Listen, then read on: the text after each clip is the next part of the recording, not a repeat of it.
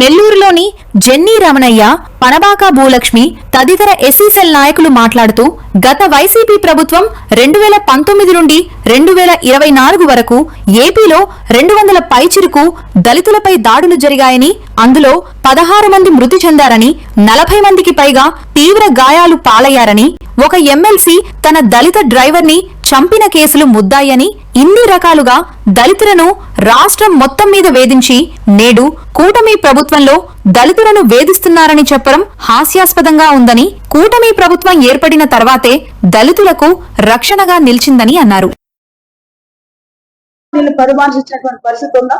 ఒక ఎమ్మెల్యేగా అయినా కూడా, ఒక ముఖ్యమంత్రిగా గారైనా కూడా లేదు. కానీ ఆ కుటుంబాన్ని వంగలపూడి అనిత గారు, ఎంఎస్ రాజు గారు వెళ్ళి పరామర్శిస్తే దౌర్భాగ్యం ఏంటంటే ఎస్సీ ఎస్టీ. నమస్కారాలు.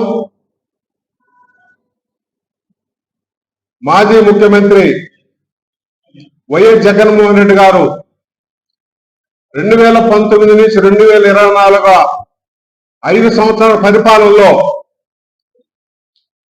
దళితులకు వ్యతిరేకమైనటువంటి పాలన 5 సంవత్సరాల్లో కొనసాగిందని కూడా ఈ సందర్భంగా తెలియజేస్తా ఉన్నాం.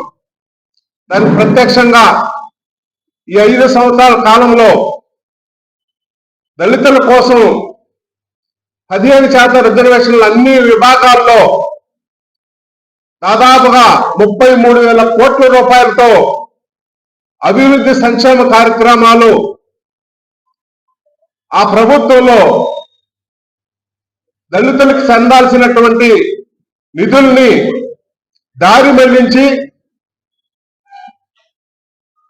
తన ప్రభుత్వంలో మంత్రులు, శాసనసభ్యులు, శాసన మండలి సభ్యులు, వైఎస్ఆర్సీపీ కార్యకర్తలు దళితుల మీద పెట్టరేగిపోయి 282 సంఘటనలు ప్రత్యక్షంగా 16 మంది సరిపోయారు.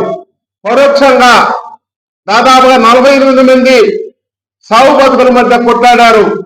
మిగతా వాళ్ళ మీద దాడులు, హత్యలు.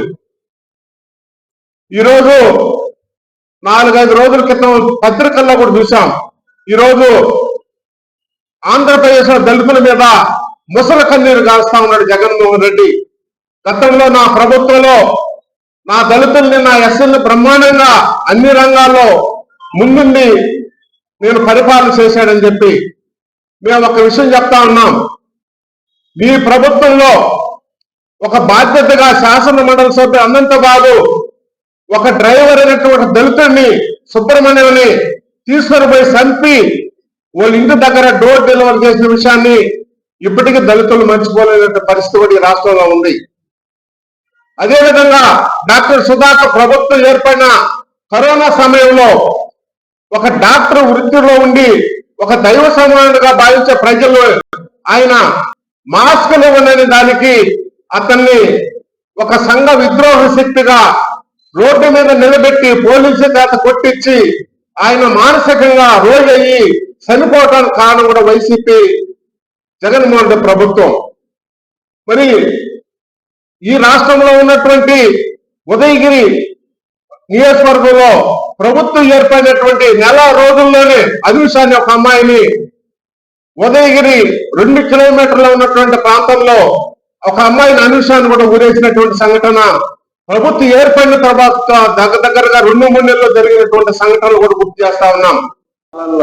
19 నుంచి 20 కూటమి ప్రభుత్వం ఈరోజు ప్రతి ఒక్కరికి ఈరోజు పరిశ్రమలు వస్తున్నాయంటే వాళ్ళకందరికీ మంచి ఇది ప్రకటించి చంద్రబాబు నాయుడు గారు వాళ్ళకి ప్రోత్సాహం అందించి ఇంకా ఎన్నో పరిశ్రమలు మన ఆంధ్రప్రదేశ్కి వచ్చి ఈ ఆంధ్రప్రదేశ్ అభివృద్ధి దిశగా పయనిస్తూ దళితులకు ఎక్కువగా సహాయం చేస్తూ కూటమి ప్రభుత్వం పనిచేస్తుందని చెప్పి ఆరోపించడం.